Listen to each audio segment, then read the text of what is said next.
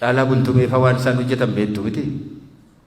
Namni hamma bucaa sanaa qabsoo Oromoo, sirba Oromoo, sirba qabsoo kan riivoolushinaayis godhee jiru. Har'a balaaleffannee dhiibnee maal goonee sirriitti qabachuu dadhabne, kunuunfachuu dadhabne, yoo dogoggore deeffachuu dadhabne eessatti akka geessine hin argitu miti. Artistoota keenya kunuunfachuu nu barbaachisa. Bira dhaabbachuu nu barbaachisa. Galanni isaanii guddaadha. Dadhabanii akka artistoota warra biroo isinitti hin fakkaatin bakka itti shaakalan illee hin qaban.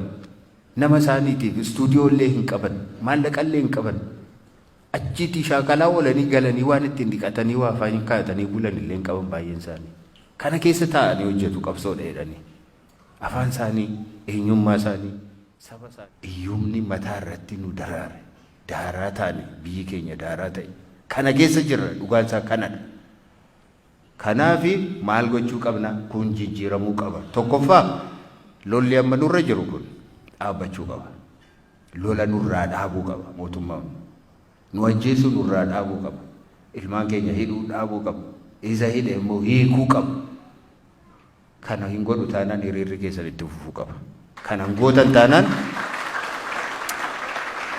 hin gootan taanaan Oromoo nuyi Oromoodhaaf hin jedhina.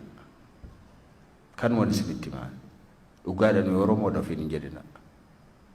Jawaariif Baqqalaan mana hidhaati hiikamaniiru jettanii hiriira dhaabdu taanaan sirrii miti kun. Nu duwwaa miti Oromoon. Warri nu dura waggaa meeqa hidhame maaliif mana hidhaa keessatti gangalchu achitti? Maaliif ajjeesu ijoollee keenya nu biratti? Hamma kun dhaabbattutti kana bira dhaabbachuun hin dhaabdu taanaan mootummaa kanaa wajjin hin dhaabbattan jechuudha. Isa gargaaraa jirtu jechuudha. Isa tumsaa jirtu jechuudha. Namni fedha isaatiin godhu haa godhu.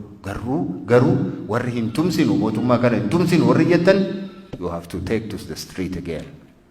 Bahuu qabdu ammallee. Hiriira bahuu qabdu ammallee saba keessaniif.